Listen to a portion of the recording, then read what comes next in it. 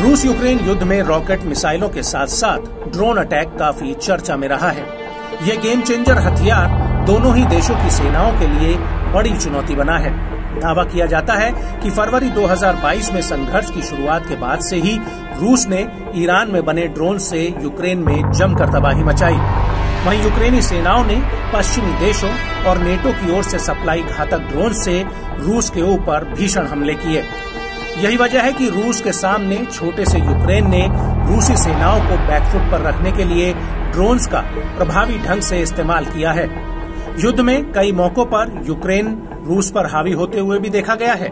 पिछले 2 सालों में यूक्रेन के लंबी दूरी के कामिकेज ड्रोन रूस के सैन्य और ऊर्जा बुनियादी ढांचों के लक्ष्यों पर हमला करने के लिए बार बार रूसी एयर स्पेस में घुसे हैं। यूक्रेन कई बार रूसी हवाई सुरक्षा को मात देकर मॉस्को पर हमला करने में भी सक्षम रहा है। माना जाता है कि यूक्रेन के ड्रोन हमलों ने रूस की ओर दागी जाने वाली लंबी दूरी की मिसाइलों के इस्तेमाल में आई कमी को पूरा करने का काम किया है।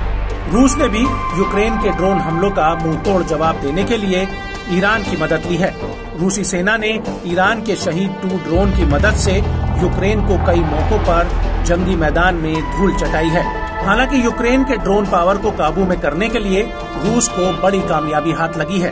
रूसी सेना ने यूक्रेन के जेट से ऑपरेट होने वाले ड्रोन को अपने कब्जे में ले लिया है।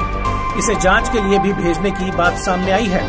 Centre for complex unmanned solution के जनरल डायरेक्टर की माने तो इलेक्ट्रॉनिक वॉरफेयर जोन के पास पहुंचते ही इन यूक्रेनी ड्रोन्स की रफ्तार कई गुना बढ़ जाती है। हम यूक्रेनी कामिकेज ड्रोन की स्टडी करने में कामयाब रहे हैं। ये दुश्मन देश का नया डिजाइन वाला यूएवी एक जेट इंजन से लैस है।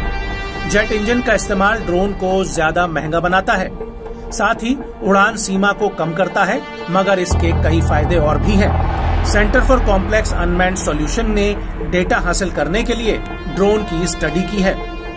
आइए अब जान लेते हैं यूक्रेन के घातक ड्रोन्स को जिन्होंने रूसी सेना में दहशत मचा रखी है। यूक्रेन के लंबी दूरी के ड्रोन्स में UJ-22 एयरबोर्न सिंगल इंजन वाला ड्रोन है, जिसमें नोज माउंटेड प्रोपेलर और एयर फ्रेम डिजाइन होता है। इसकी लंबाई 3.7 मीटर है और विंग स्पैन 4.2 मीटर होता है। ये यूक्रेन का सबसे बड़ा कामिकेज ड्रोन बताया जाता है। ये 20 किलोग्राम विस्फोटक भार को 800 किलोमीटर की दूरी तक ले जा सकता है। UJ-26 बी वर्ग में कैनार्ड्स के साथ एक शार्क जैसा एयर फ्रेम है। पुशर प्रोपेलर के साथ टेल माउंटेड इंजन से ये ऑपरेट होता है।